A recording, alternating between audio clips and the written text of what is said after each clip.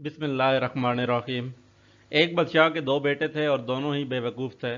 बादशाह का वज़ीर बहुत समझदार और नहायत ईमानदार था, इसलिए बादशाह कोई भी काम करने से पहले अपने वज़ीर से मशवरा लेता था। दोनों शहज़ादे दिल ही दिल में वज़ीर से हसद करते थे। एक दिन दोनों शहज़ादे अपनी माँ के पास गए और उसे भी वज़ीर के खिलाफ भड़काया।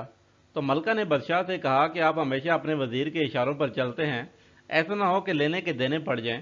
कभी शहज़ादों से भी मशवरा कर लिया करें, वो इतने बेवकूफ़ नहीं जितना आप समझते हैं। आप इन दोनों से ज़रूर मशवरा किया करें, वरना इन बेचारों का दिल टूट जाएगा। बादशाह ने उसी वक्त अपने दोनों शहजादों को बुलाया और कहा कि मैं कल तुम दोनों का इम्तहान लूंगा। इस पर बड़े शहजादे ने कहा, अब्बा जान, आप हमेशा हमारा इम्तिहान ही लेते रहते हैं, कभी अपने वजीर का भी इम्तिहान लीजिए। बादशाह ने कहा, देखो, तुम दोनों अपनी अकल, इल्म और तजर्बे में वजीर की बराबरी नहीं कर सकते। खैर, अगर तुम्हारी यही जिद है तो कल तुम्हारे साथ वजीर का भी इम्तिहान लिया जाएगा, लेकिन शर्त यह है कि अगर तुम दोनों इम्तिहान में नाकाम हो गए तो तुम्हें ना सिर्फ वजीर से माफ़ी मांगना होगी, बल्कि उसे अपना उस्ताद भी मानना होगा। दोनों शहजादे इस पर राजी हो गए। अगले दिन बादशाह दोनों शहजादों और वजीर को लेकर दूर जंगल में एक ऐसी जगह चला गया जहां मिट्टी का एक बहुत बड़ा ढेर पड़ा हुआ था। बादशाह ने दोनों शहजादों से कहा, मैं चाहता हूं कि तुम इस मिट्टी को सोने में बदल डालो, यानी कोई ऐसी तदबीर करो जिससे ढेर सारी दौलत बना सको। शहजादे हैरान होकर बादशाह की तरफ देखने लगे।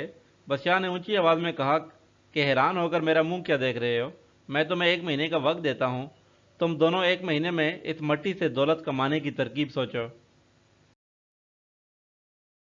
इसके बाद बादशाह ने वजीर को लेकर थोड़े फासले पर ऐसी ही दूसरी जगह पहुंच गया।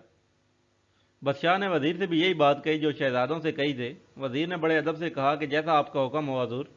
शहजादे काफ़ी देर तक सोचते रहे, लेकिन दौलत कमाने की कोई तदबीर समझ में ना आई। दिन पर दिन गुजर गए। 2 हफ्ते गुजर जाने के बाद वो दोनों घबराने लगे। फिर उन्होंने सोचा कि ज़रूर इस मिट्टी के अंदर कोई ख़जाना वगैरह दफन होगा। ये सोचकर उन्होंने ज़मीन खोदना शुरू कर दिया, लेकिन 50-60 फुट गहराई के बाद भी उनको खजाना नहीं मिला। इनकी समझ में कुछ नहीं आ रहा था। आखिरकार हिम्मत हार कर हाथ पर हाथ रख कर बैठ गए।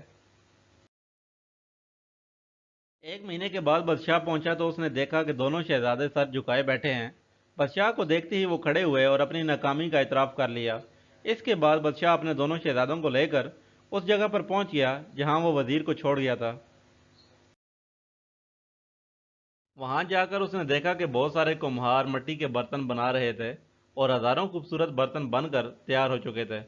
बर्तनों का ढेर देखकर बादशाह बहुत खुश हुआ। जब बर्तन मार्केट में ले जाकर फरोख्त किए गए तो उनसे हजारों रुपए हासिल हुए। शहजादे अपनी बेवकूफ़ी पर बड़े शर्मसार थे। उन्होंने पहले वजीर से माफ़ी मांगी, फिर उसे अपना उस्ताद मान लिया। तो जी नाजरीन, अगर आपको ये हमारी वीडियो अच्छी लगी है तो इस वीडियो को लाइक करें, बाबा स्टोरीज़ को सब्सक्राइब करें और बेल के आइकन पर ज़रूर क्लिक करें ताकि आपको आने वाली हर वीडियो का नोटिफिकेशन आसानी से मिल सके। शुक्रिया।